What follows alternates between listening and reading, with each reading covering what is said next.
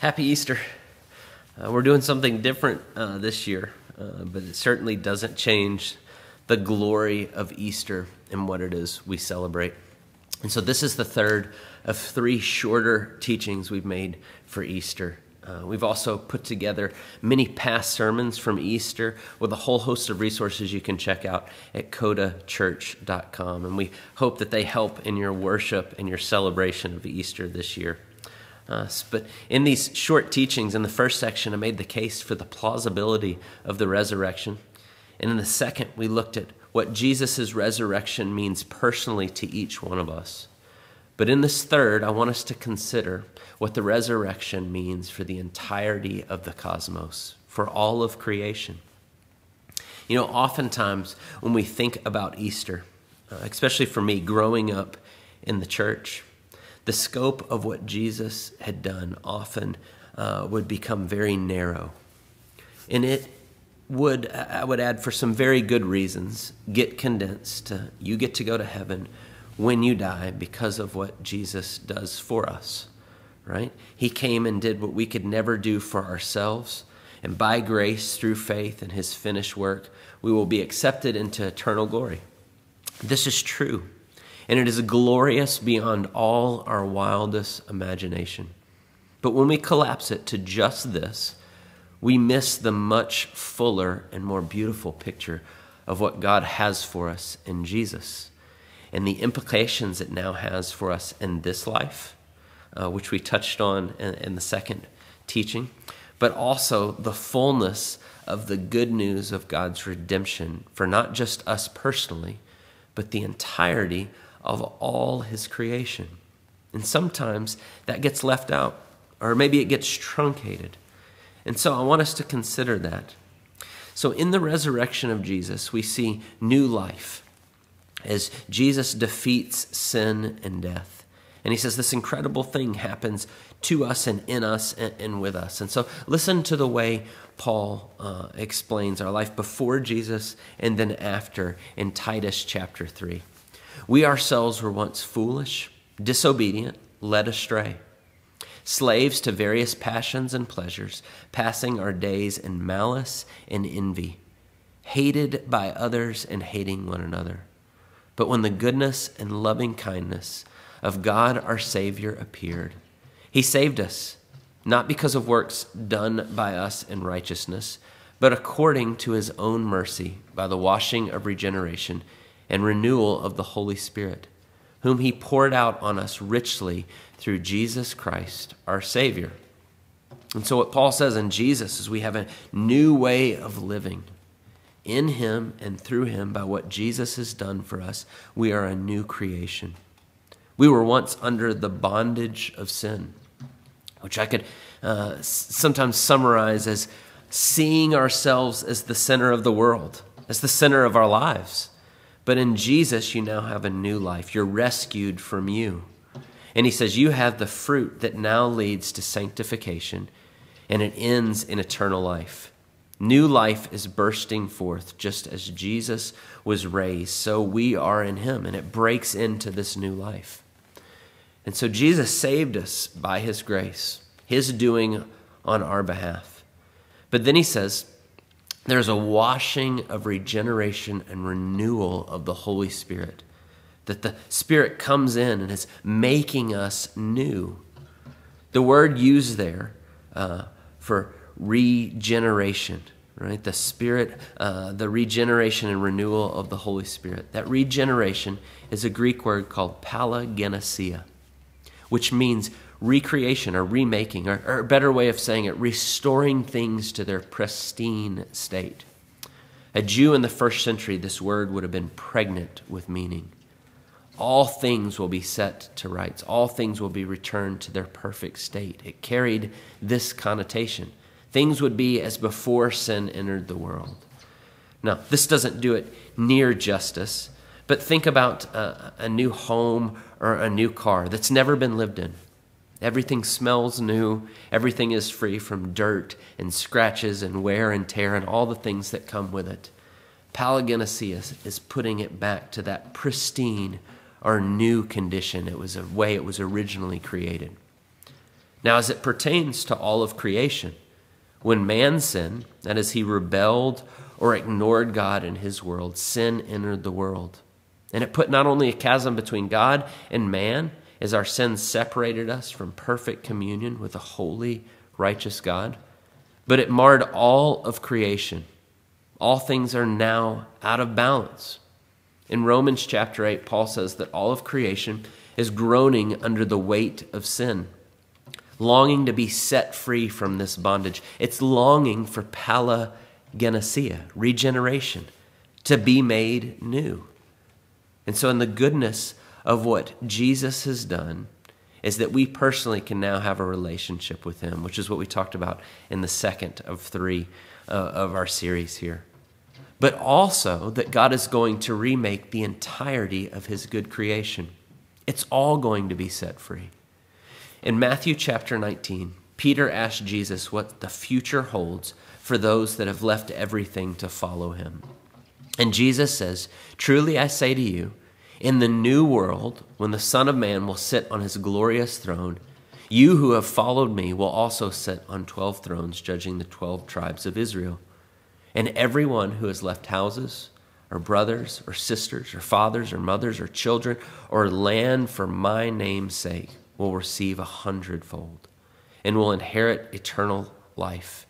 But many who are first will be last, and the last first." And so what Jesus says there is that when he returns and he sits on his glorious throne, when the fullness of his redemption is revealed in his second coming, it will be regeneration. He actually uses that same word, palagenesia. Everything will be set right. Everything will be freed from decay and corruption. The new world will be where everything as it should be. And so the hope of resurrection of Jesus is certainly personal. It's certainly that we can know and love the Creator God of the universe and live in perfect communion with him. But it's also the remaking of all things. We live in a fallen, sinful world, and it is breaking down. We see this clearly all around us every day. We see it in pollution. We see it in storms that bring catastrophe. We see it in the extremes of location and weather. We clearly see it in disease and in viruses. But we live in a world that is groaning under the weight of sin, and its effects are everywhere that we look. But what Jesus' resurrection means is that new life is dawning, and all things are going to be set right. In Romans 8, the Apostle Paul talks about the glory that is to come in this new world, in this regeneration that Jesus is going to bring in full. And he says this in Romans chapter 8, beginning in verse 18. "For I consider that the sufferings of this present time are not worth comparing with the glory that is to be revealed to us. For the creation waits with eager longing for the revealing of the sons of God. For the creation was subjected to futility, not willingly, but because of him who subjected it in hope, that the creation itself will be set free from its bondage to corruption and obtain the freedom of the glory of the children of God." And so by what Jesus has done in the resurrection, God is going to regenerate all of creation. And it's going to be with such a force and such a magnitude that the Apostle Paul says that what we've gone through in this life and the difficulties and the things that we have seen will be incomparable to what is to come. That means there'll be no more disease, no more death, no more social distancing because of deadly viruses that threaten to kill. It will all be made new, and it will all be because of what Jesus has done. So what about now? If that's what is coming, if that is the promise of the resurrection, how do we then live now in light of what Jesus has done? Sometimes, sadly, I see those that claim to be Christians, and sometimes sincerely so, but they live with an almost indifference to this world and the problems of it. And I've heard it said at different times that we don't need to be worried so much about the world. Jesus is coming back, and he's going to set things right. And it's almost like an apathy that sets in. But is that how we're to respond in light of the glorious future that is coming, that Jesus has done for us, and the future that he has purchased? At the end of 1 Corinthians 15, Paul's just laid out one of the most beautiful, hope-filled pictures of what is to come. And he talks about how the mortal will put on immortality, and the perishable will put on imperishable. And we will have these resurrection bodies and this new creation. And he says, death will be no more. And so thanks be to God who gives us victory through our Lord Jesus Christ. But then he says this, after painting this incredible picture of the glory that is to come, he ends the thought this way. Therefore, my beloved brothers, be steadfast, immovable, always abounding in the work of the Lord, knowing that in the Lord your labor is not in vain. In light of what is coming, he says, so get to work. This is a wonderful connection here that I want you to consider as Paul gives us this charge, as God's word tells us to be abounding in the work of the Lord. And I want you to see this, because it's all because of the resurrection of Jesus. In Matthew 19, when Jesus says, in the regeneration, the Palagenesia, all things will be made new and pristine. He says that's what's coming. In Titus 3, Paul says the regeneration has already begun. And the same power and glory that is going to remake all things is now at work within you through the Holy Spirit. You have a choice.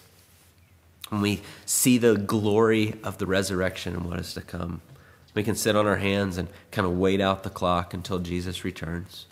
I'm secure in Jesus, and he has saved me, and I get to spend eternity with him, and that's great. Or you can look at it as an opportunity and a privilege to get to work, seeking to show what his glorious kingdom will be like. Now, we will never fully accomplish this in and of ourselves in this lifetime.